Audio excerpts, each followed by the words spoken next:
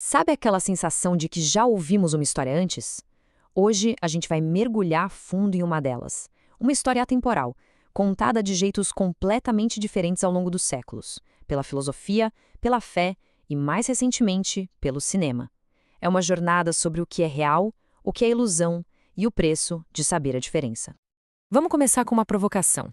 Pensa só na ideia central de Matrix, aquela que explodiu tantas cabeças no cinema. E se essa ideia não fosse nem um pouco nova? E se, na verdade, ela for um eco de conceitos que vêm de, literalmente, milhares de anos atrás? Pois é, vamos investigar isso. Olha só a profundidade dessa linha do tempo. A gente está falando de uma conexão que começa lá nas escrituras bíblicas, passa pela Grécia Antiga com Platão e aterrissa em 1999 com Matrix. Milênios separam essas obras, mas o esqueleto da história, a ideia principal, é impressionantemente a mesma. Então, tá. Mas qual é a verdade que conecta tudo isso? Como é que três fontes tão distantes no tempo e no estilo acabam conversando de uma forma tão afinada? O ponto central é este, e é aqui que tudo se encaixa. A Bíblia, a famosa alegoria da caverna de Platão e o filme Matrix contam, cada um à sua maneira, a mesmíssima jornada humana. A jornada de sair da escuridão para a luz, da ignorância para o conhecimento. E essa história toda sempre começa no mesmo lugar. Todas as três narrativas partem da ideia de que a humanidade vive numa espécie de prisão, muitas vezes sem nem se dar conta disso. Agora, essa Cabela aqui é fantástica, porque ela resume tudo de um jeito muito direto. Para Platão, somos prisioneiros acorrentados, vendo só sombras na parede. Na Bíblia, a humanidade está perdida em trevas espirituais. E em Matrix, bom, a gente já sabe, né? As pessoas vivem numa simulação de computador. A roupagem muda, mas a condição de estar aprisionado é a mesma. E o nome técnico para isso, digamos assim, é essa noção de realidade incompleta. É a percepção de que o mundo que a gente vê, que a gente sente, não é a história toda, é só uma fração, um reflexo, ou, como em Matrix, um monte de código verde escorrendo numa tela. Mas o interessante é que nenhuma dessas histórias termina na prisão. Todas elas descrevem um caminho para fora, uma jornada de despertar para algo maior, para a verdade. E essa jornada de libertação segue um roteiro quase universal.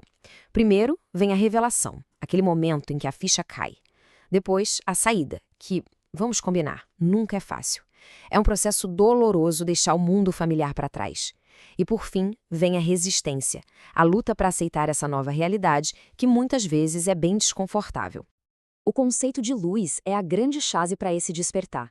Em Platão, a luz é um símbolo poderoso, ela representa a razão, a verdade filosófica. Já na Bíblia, a luz é personificada em Cristo, descrito como a luz do mundo, a fonte da verdade que liberta da escuridão espiritual. E aí, claro, Matrix traduz isso para a nossa era digital. A luz aqui não é o sol, nem uma figura divina, mas a verdade nua e crua do mundo real, fora daquela simulação toda. É a verdade que liberta, mas que também queima os olhos de quem não está acostumado. E é aqui que a história ganha uma nova camada de profundidade. Porque sair da caverna e ver a luz não é o fim da jornada. Na verdade, é o começo de uma responsabilidade gigantesca. Essa frase resume perfeitamente a ideia. Uma vez que alguém conhece a verdade, não dá mais para viver como se não soubesse. Não dá para simplesmente aproveitar a luz e esquecer de todo mundo que ficou para trás no escuro. E olha só como esse paralelo é perfeito. O filósofo de Platão tem o dever de voltar à caverna para tentar libertar os outros.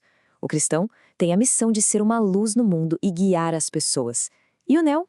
Ele precisa voltar para a Matrix, lutar contra o sistema e acordar a humanidade. A missão é a mesma, retornar para ajudar. Beleza. Então, depois de juntar todas essas peças, o que tudo isso nos diz? O que a gente tira dessa conexão que atravessa tanto tempo e tantas culturas?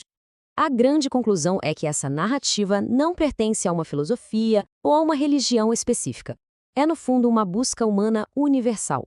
A jornada para sair de uma realidade limitada, encarar uma verdade muito maior e, finalmente, sentir o peso da responsabilidade de compartilhar essa descoberta.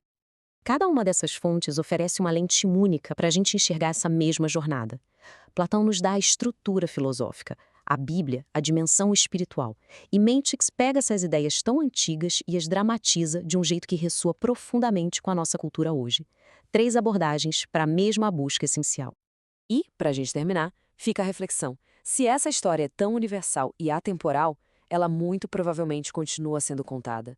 A questão que fica no ar é se a caverna pode ser uma ideologia, um sistema, uma bolha social. Qual é a caverna que, hoje em dia, ainda nos aprisiona?